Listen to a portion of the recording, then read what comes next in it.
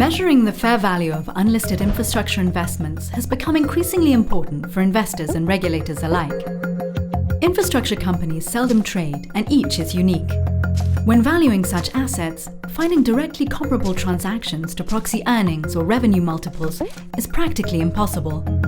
It is extremely rare to have an airport or power plant similar to the one you want to value that is also traded recently and in the same location. As a result, the most frequently used approach is to discount future cash flows. Given a cash flow forecast, we need the rate of discount or expected returns that best represents the market price of the risks found in this investment at the time. Today, most investors use a single-factor model. This assumes that all the risks found in unlisted infrastructure investments can be explained by a single risk factor known as the equity risk premium, and the asset correlation with this factor, or beta. Often, investors use a listed infrastructure index to proxy the beta of unlisted infrastructure. But we know from previous research that listed infrastructure indices are highly correlated with the stock market.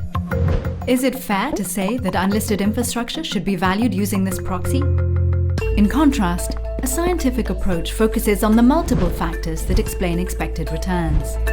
Each investment embodies a certain exposure to each risk factor, and each risk factor has its own price or risk premium. These factors are like the DNA of the discount rates. EDHECinfra has identified 5 key factors that explain and predict expected returns in private infrastructure investments. Say we want to price several hundred infrastructure companies. If a subset of these have been traded in the recent past, we can use their transaction prices and their dividend forecasts to compute an expected return. While we still cannot use this information to value the firms that have not traded, we can decompose these expected returns into priced factors and extract the market risk premia of each risk factor at that point in time. Now we can combine these risk premia with the factor exposures of all the firms that did not trade and compute their price using a firm-specific market-calibrated discount rate. This approach uses contemporaneous market inputs and is the most consistent with the IFRS 13 guidance for estimating the fair value of private investments.